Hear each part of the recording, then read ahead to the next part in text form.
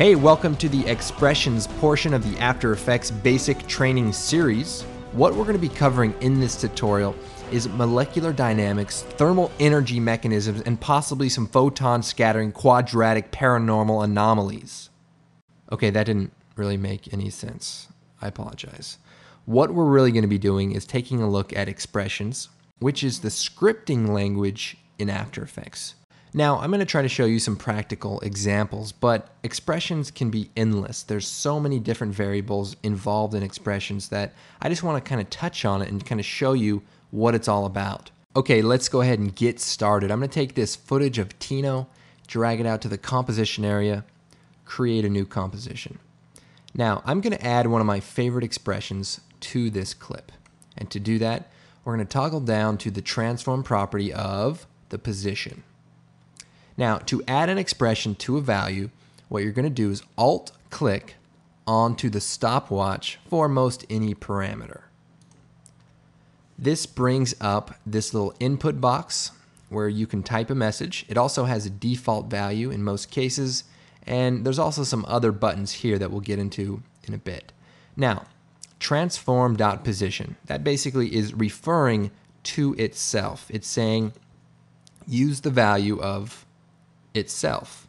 So that's the default, but we are going to delete that. So I'm going to hit backspace and we're going to type an expression. Now, there's a bunch of expressions out there. A lot of them you can find inside of here, but they may not make sense exactly.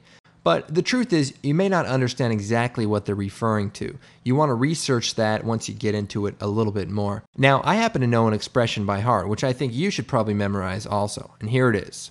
Wiggle. Type the word wiggle, lowercase. Begin parentheses. We'll type the number 12, a comma, and the value 25. End parentheses. This is an expression.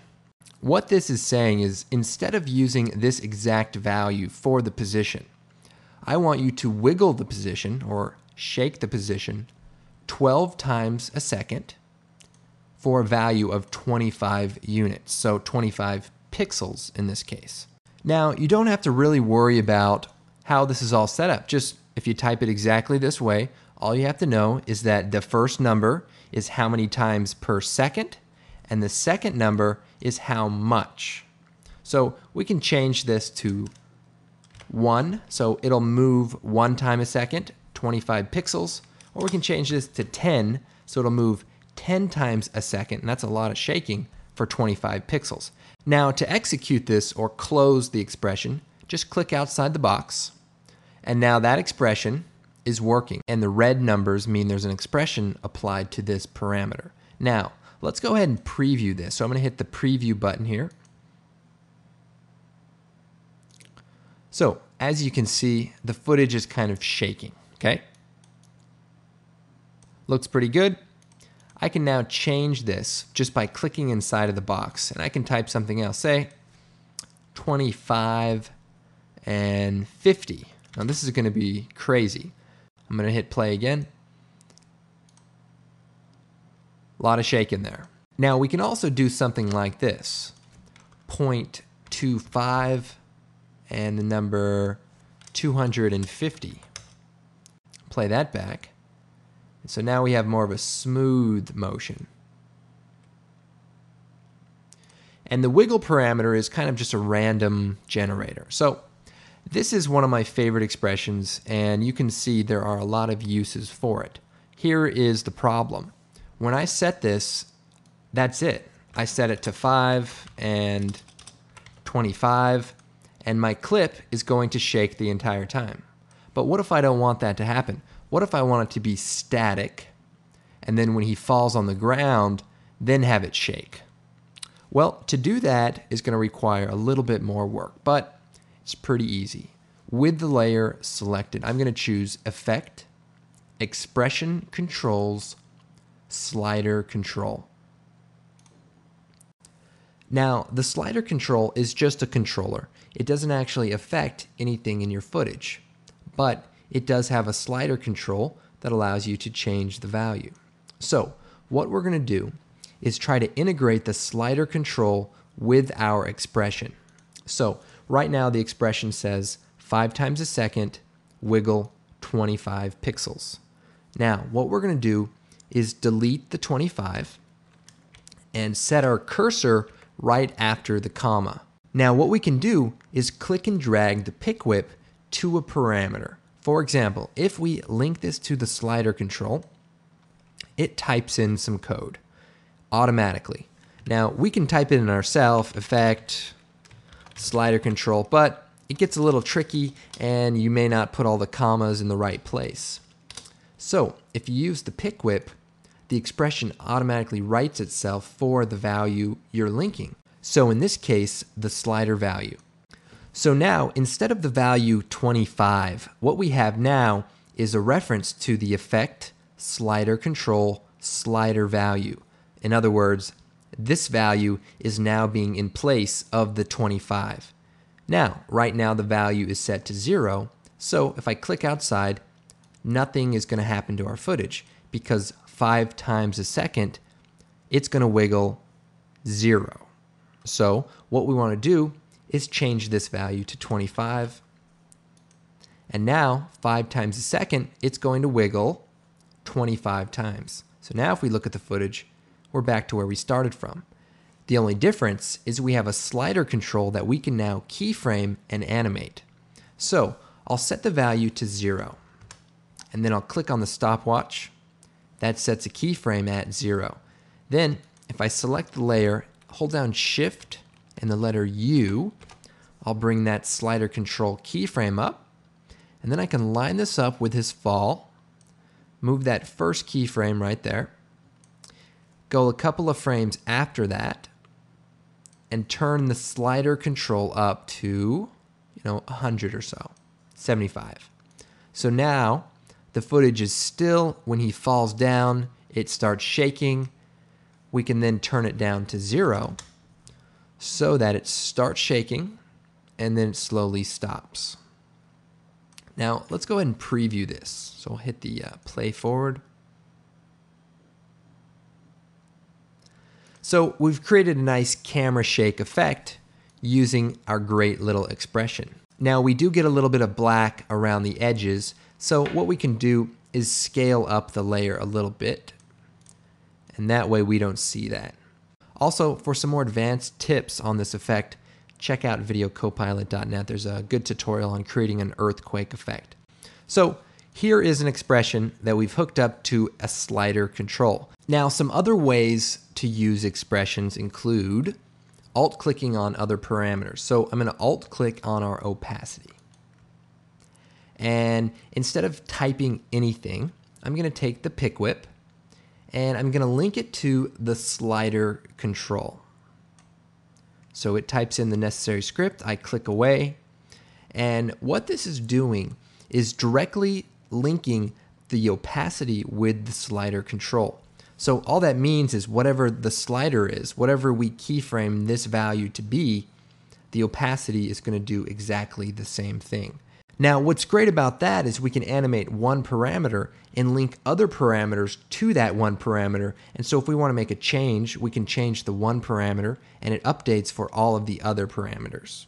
For example, now that these two values are linked, if I scrub through the animation, you see we've keyframed the slider up to 73 and you can see the value changes. Now if you look at the opacity, it also changes together. Now in this case, this isn't something we'd want to do. We wouldn't want the opacity to just kind of come in and fade out. So I'm going to go ahead and remove that expression. So I'm going to alt-click on the stopwatch and that removes the expression. You can also click on this equal sign and that kind of puts a cross, meaning don't use the expression. But we'll go ahead and turn that back on. Now what we're going to do is add an expression to the rotation value. But guess what? Our expression is already written. I'm going to use the same expression that I have on the position. So I'm going to select what I've typed, right click and choose copy. So I just copied this text. Then I'm going to alt click on the rotation, delete what's here, right click and choose paste. And so now I've copied my wiggle expression right into the rotation value. And remember, the wiggle is wiggling 5 times a second and whatever this slider control says.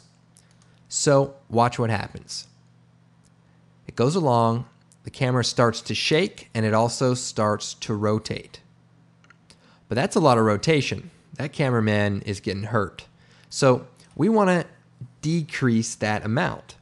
But I've already set this slider control up. I don't want to bring the slider value down, because if I do that, my wiggle for the position isn't going to be as much. So we're not going to be able to see the camera shake. So how can I change this rotation value without having to create a whole bunch of expressions for it? So what we can do instead is add a simple math equation to the end of the rotation. And I say equation loosely. What I'm going to type is divide, so the divide sign, right after this value. Divide by 10. So whatever this value creates, divided by 10. So if it's 25, it'll be 2.5, and so on. So then I'm going to click away. And now our rotation value, if you look here, is, maximum goes up to -1 or so. Now, if you want more, we'll just divide by 5. So now we have a little bit of rotation, as you can see in the project window. And say you want a little bit more, just make this number less, divide by 2. And so now we have a little bit of rotation. I think, let's go divided by 3. So we have a little bit of rotation along with our shake. Let's go ahead and preview that. Not too bad. Now, say I want the rotation to happen faster than the position offset. Well, our wiggle expression says 5 times a second, wiggle this value divided by 3, essentially. Well, how about we change that to 12 times a second? So a lot more shaking. Same amount of shaking, just a lot more of it. Change it to 12, and I'm going to click away. Now let's preview this. So now the rotation is a little bit quicker, but instead, I'm going to reverse that. I'm going to set this back to 5, and then for my position, I'm going to set the number 5 to 12. So 12 times a second, it's going to offset itself, and it'll be a little bit quicker on the shake side. I'm going to go ahead and hit preview.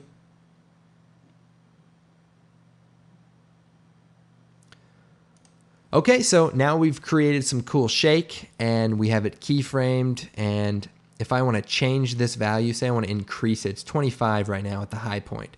So we set that up to like 60. Preview it again. You can see the rotation is a lot stronger, and it's because all the expression is all linked in together. Now, isn't that amazing?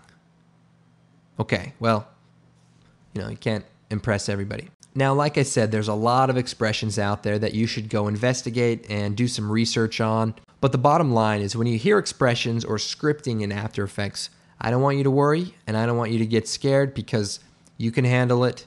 And in any of the tutorials at videocopilot.net, anytime I introduce you to a new expression, I'll usually explain it pretty well. Now, another thing I want to point out is right here, we're dividing by 3, but we can do other things like multiply times 2.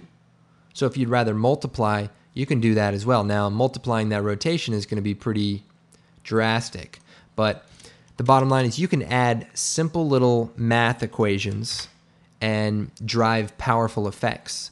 Anyway, that's in a nutshell expressions inside of After Effects. I hope you look into it, and I hope you start using them every single day, because they will save you some time.